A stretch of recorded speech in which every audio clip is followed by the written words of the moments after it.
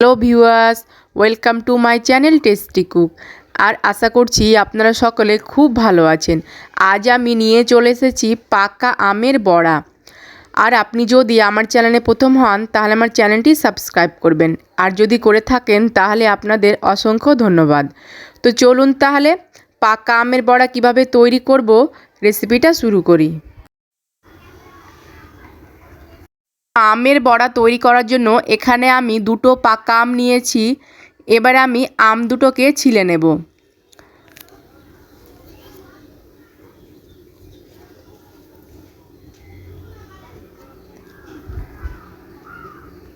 তো দুটো আমি ছিলে নিয়েছি। এবার আমি আমগুলোকে ছোট ছোট টুকরো করে কেটে নেব।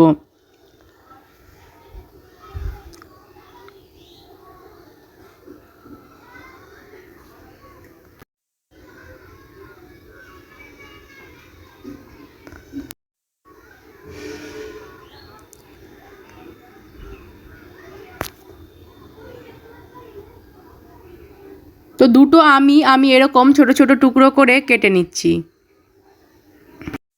তো দুটো আমি ছোট ছোট টুকরো করে কেটে নিয়েছি। এবার আমি আমের আটিটি বাদ দিয়ে দেব। আর এখানে একটা মিক্সিং জার নিয়েছি। এবার আমি আমগুলোকে ব্লেন্ড করে নেব। আর আমি কিন্তু কোনো রকম জল দেব না। আমটাকে এবার ব্লেন্ড করে নিচ্ছি।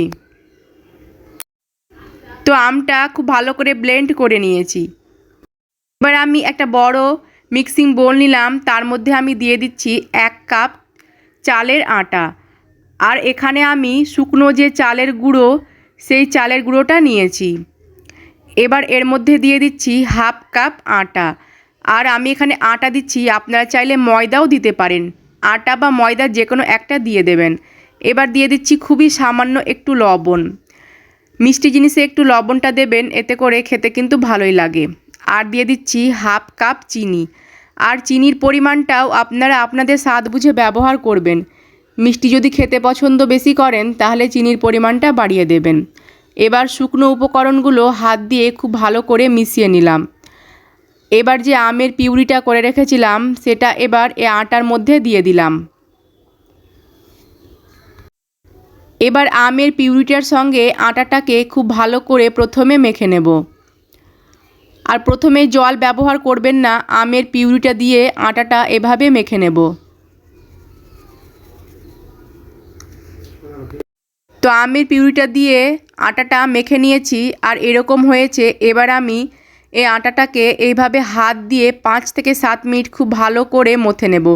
এতে করে আমের যে বড়াটা সেটা কিন্তু খুব ভালো তৈরি হবে। আর অবশ্যই এভাবে আটাটাকে খুব ভালো করে হাত দিয়ে মথে নিতে হবে। তো 5 থেকে 7 মিনিট আটাটা খুব ভালো করে মথে নিয়েছি। আর বড়ার জন্য যে ব্যাটারটা তৈরি করছি এটা একটু শক্ত হয়েছে, তাই এর মধ্যে নর্মাল টেম্পারেচারে জল দিয়ে আটাটাকে একটু পাতলা করে নেব। ব্যাটারটা আমার তৈরি হয়ে গেছে। আর দেখতে পাচ্ছেন যে কীরকম ঘনত্বটা আছে। খুব বেশি পাতলাও না, আবার খুব শক্তও নেই, এই যে এরকম হয়ে আছে। তো বড়ার জন্য আমার এই আম আর আটার ব্যাটারটা খুব ভালো করে তৈরি হয়ে গেছে। এবার আমি গ্যাসে কড়াই বসিয়ে দিলাম, তার মধ্যে দিয়ে দিচ্ছি তেল। আর তেলটাকে খুব ভালো করে গরম করে নেব। তো তেলটা গরম হয়ে গেছে। এবার আমি যে আমের পিউরি দিয়ে যে ব্যাটারটা তৈরি করে রেখেছিলাম সেটাকে এরকম ছোট ছোট করে তেলের মধ্যে দিয়ে দিচ্ছি।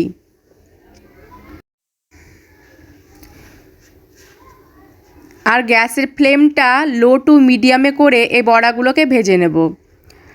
তো একইভাবে আমি তেলের মধ্যে আরও কিছুটা বড়া ছেড়ে দিচ্ছি।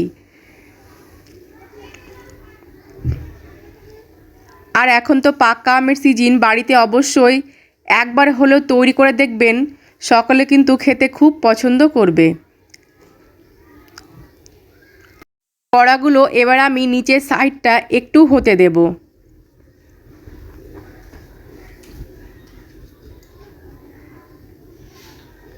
নিচের সাইডটা একটু হয়ে গেছে। এবার আমি এগুলোকে উল্টিয়ে দিচ্ছি আর সুন্দর একটা কালার আসা অবধি ভেজে নেব।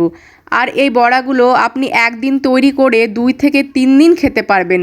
2 থেকে 3 দিন কিন্তু এমনি নর্মালে ভালো থাকবে। আর রেসিপিটি যদি আপনাদের ভালো লাগে তাহলে অবশ্যই লাইক করবেন আর কমেন্ট করে আমাকে জানাবেন।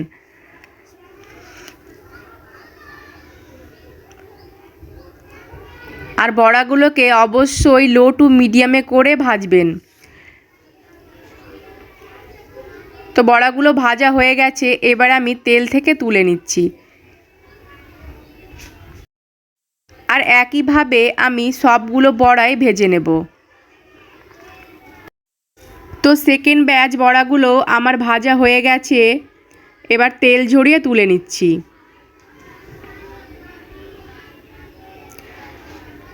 তো সবগুলো বড়াই আমার ভাজা হয়ে গেছে, দেখতে পাচ্ছেন, আর খুব সুন্দর একটা কালার এসেছে। তো বাড়িতে অবশ্যই তৈরি করবেন। সকলে ভালো থাকবেন, সুস্থ থাকবেন, ধন্যবাদ।